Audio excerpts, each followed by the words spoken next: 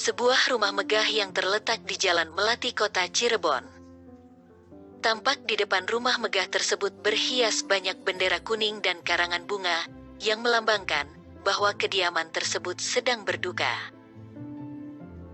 Bagaikan sebuah mimpi yang sangat pahit, menerima kenyataan bahwa kamu sudah tiada meninggalkan aku dan Edward untuk selamanya. Wahai istriku, batin Erwin Hilmawan berucap. Erwin Hilmawan tidak hentinya duduk sembari menatap jenazah istrinya yang sudah berbaring kaku di lantai. Semua orang sudah siap untuk mengantarkan jenazah ke peristirahatan terakhirnya. Ketika jenazah hendak dibawa, tiba-tiba Edward berlari dan menghalangi semua orang yang akan menguburkan jenazah ibunya. Berhenti, jangan kubur mamah, ucap Edward sangat polos. Sayang, mamah sudah meninggal dan harus dikubur, ucap Tante Erika, adik ayah. Tidak apa-apa, mama sudah meninggal tante, tapi mama tidak usah dikubur. Kalau mamah dikubur nanti Edward tidak bisa lihat mama lagi, ucap Edward yang saat itu berusia 7 tahun. Ya sudah, mama gak dikubur. Sekarang Edward ikut tante dulu ya. Tante mau beliin Edward mainan edisi terbaru, bujuk Tante Erika dan menggendong Edward. Tapi mama tidak dikuburkan tante, ucap Edward. Iya, mama tidak dikubur.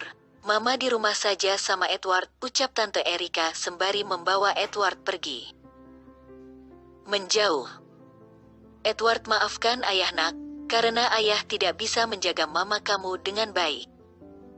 Ayah berjanji, ayah akan selalu menjaga dan menyayangimu sampai akhir usia ayah, batin Erwin Hilmawan berucap. 17 tahun kemudian. Rumah Sakit Cirebon sehat. Dengan hasil pemeriksaan yang sudah kami lakukan, maaf Pak Erwin Hilmawan menderita kanker stadium 4, ucap dokter. Apa?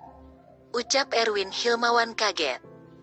Bapak berdoa saja semoga ada keajaiban. Untuk Bapak, ucap dokter. Apakah saya masih bisa hidup lama dokter? Tanya Erwin. Bapak berdoa saja semoga ada keajaiban, karena kanker Bapak sangat ganas, ucap dokter mengulang kata-katanya. Berapa lama saya masih bisa hidup dok? 1 bulan, 1 tahun, 2 tahun atau berapa lama? Ucap Erwin. Kami tidak bisa menentukan berapa lama Pak. Mungkin sebaiknya Bapak banyak berdoa semoga Allah panjangkan umur Bapak, ucap dokter.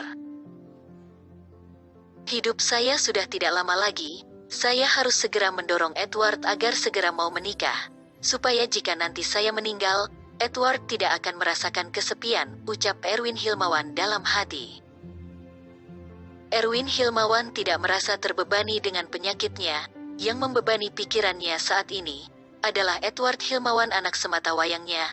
Erwin Hilman memikirkan bagaimana nasib Edward jika nanti dia meninggal.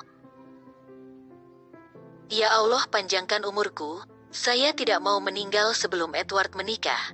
Saya belum tenang ya Allah jika belum melihat Edward memiliki pasangan. Erwin Hilmawan memanjatkan doa pada Sang Pencipta.